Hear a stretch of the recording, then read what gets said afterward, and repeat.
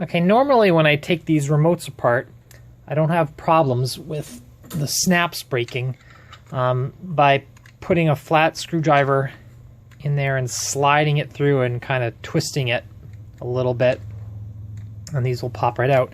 This one, however, you see the plastic's really yellowed. This is old remote. It's been worked on a lot. And when I took it apart, almost all of these broke off. There's only one left right here that didn't break. The rest of them broke off, except, well, there's one on the each end that was okay. If you run into this situation, here's what I suggest you do. I'm going to use goop, or you can find this called E6000. It's the same thing. Shoe goo is also the same thing. Do not use any other glue. It's either goop, E6000, or shoe goo. If you use any other glue putting this together, you probably won't ever get it apart again if you ever need to, like say if the antenna breaks or anything else goes wrong. But this stuff will hold the remote together again, and you can also take it apart in the future.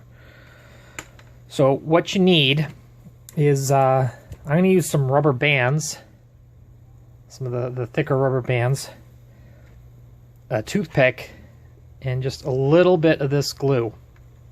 It's clear, it dries flexible, and when it comes off in clumps. So it sticks really good, but it's not permanent. And I'm just going to put a little bit on each one of these that broke off. Take the cap off, and sometimes this stuff just pours right out. So you might want to put it down on a paper towel or something. Yeah, so just put a little dab like that. See if I can get it right in there. Not a lot. You just need a little bit.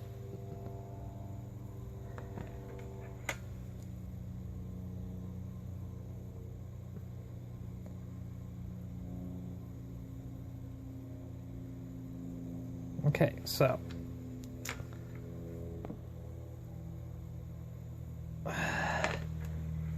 now I've got the top and the bottom clips are still good. I'm going to start up at the top, get that one, and then just push them down in. Now you'll see, like, it's not closed really tight, and you can kind of squish it a little bit. So that's what happens when all those break off. So I'm going to take a couple of these rubber bands and just twist them around. You could also maybe lay it flat and pile some heavy books on it or something. But I'm worried about the buttons, but not really. I think if you laid it down and piled books on top of it, maybe one way to handle this. Oops. But rubber bands are nice, simple. Everybody has them. And I'm going to put 3 of these on. There we go.